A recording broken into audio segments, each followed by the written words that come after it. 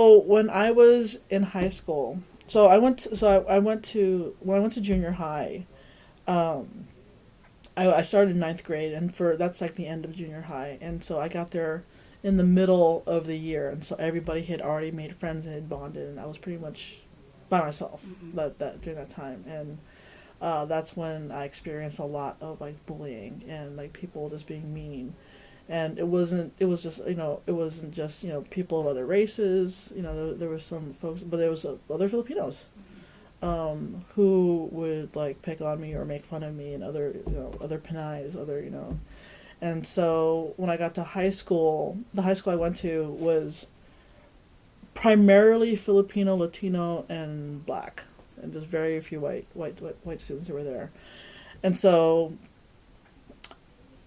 I did better there because I had my friends and I had folks that I hung out. But it was there that I was encouraged, by my 10th grade, my sophomore English teacher, and she saw that I liked to write, and she said she saw a talent in my writing, and she actually encouraged me to take community college classes, which was terrifying for me at the time. So, but I took journalism instead. I was on the school paper, as far as writing, and so it was in high school where I kind of decided that, I wanted to go into English, that I wanted to study that more.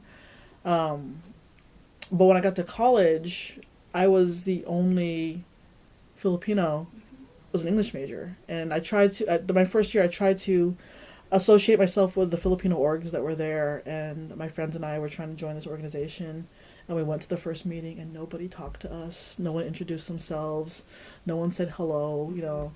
And I was so angry and so upset that I didn't want anything to do with Filipinos for a good 2 years.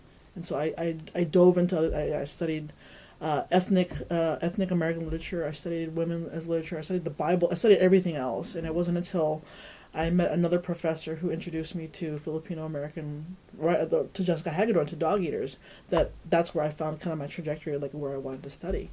But it kind of went through that whole being rejected by people of my own culture to kind of make me come around again to that. That was, but that didn't happen until college, and I was kind of surprised because I thought college was supposed to be, everybody's open and you can talk about these things, but it was like high school, and it was like junior high all over again. Yeah. Mm-hmm.